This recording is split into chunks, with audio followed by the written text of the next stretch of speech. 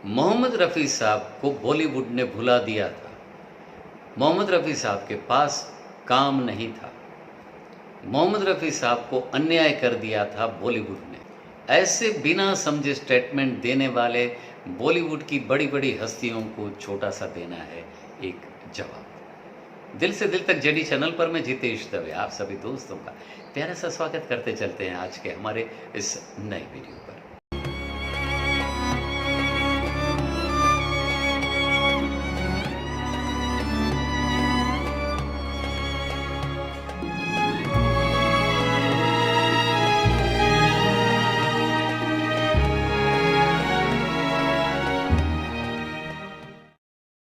Hello family, जिनके पास काम नहीं है ऐसे लोग मोहम्मद रफ़ी साहब के पास काम नहीं था, ऐसे अपने बचाव में रफ़ी साहब के नाम का प्रयोग कर रहे हैं। जिनको बॉलीवुड का कोई इतिहास तक पता नहीं, रफ़ी साहब द्वारा गाए हुए गीतों की डिटेल्स भी जिनके पास नहीं है, रफ़ी साहब की जीवन कथा जिनके पास नहीं है, ऐसे कई लोग बताते हैं कि मोहम्मद रफ़ी साहब को फिल्म इंडस्ट्रीज़ ने भुला दिया। मोहम्मद रफ़ी साहब के पास आखिरी दौर में काम नहीं था, वो काम के लिए तरस गए थे।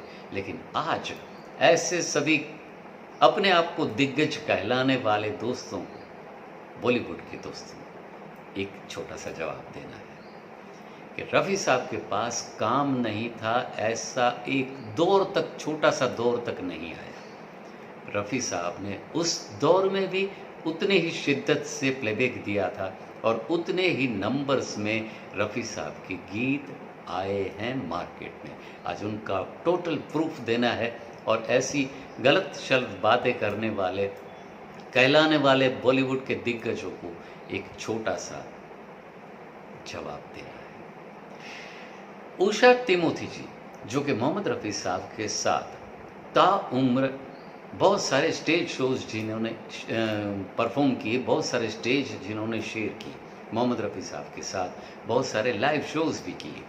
उनका हाल ही में एक वीडियो रिलीज़ हुआ है जिसमें उषा टिमोथी जी ने कहा है कि साल 1970 से लेकर 1980 जब मोहम्मद रफ़ी साहब का देहांत हुआ, उस दौर में 10 सालों में मोहम्मद रफ़ी साहब ने ज़्यादा से ज़्यादा लाइव शोज़ किए हैं अब्रॉड में, विदेशों में और भारत में। रफ़ी साहब मुंबई में थे ही नहीं, उस दौर में ज़्यादा से ज़्यादा उन्होंने लाइव शोज़ किए हैं, जिसकी बदौलत जब कभी 2 या 3 दिनों के लिए रफ़ी साहब मुंबई आते थे, उस वक्त भी उनके पास प्रोड्यूसर्स की, संगीतकारों की लंबी लाइन लगी रहती थी कि अगर आप 1-2 दिन के लिए भी हमारे साथ हैं तो ये हमारे गाने आप रिकॉर्ड कर दें।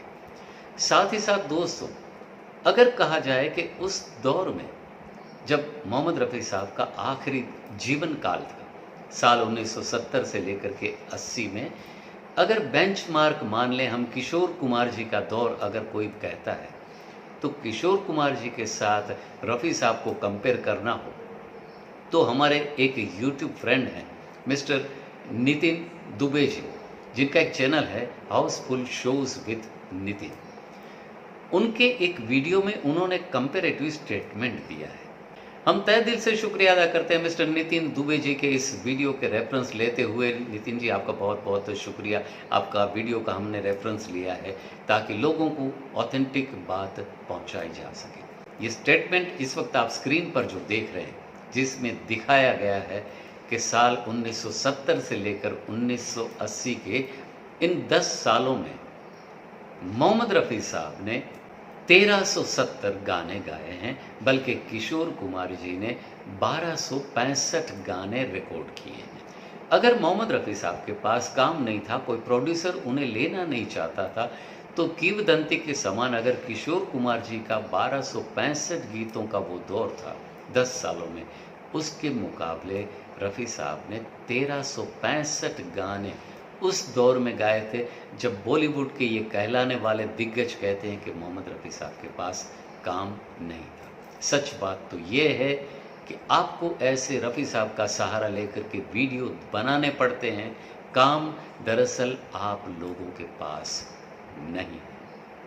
दोस्तों, कैसा लगा आज का हमारा वीडियो? हमें ज़रूर से लिख करके भेजिएगा। आप सभी के वैल्यूएबल कमेंट्स के लिए हम बेसब्री से इंतज़ार करते हैं। अगर आप चाहें तो हमारे वीडियोस को लाइक करिए, अपने दोस्तों के साथ शेयर भी करिए।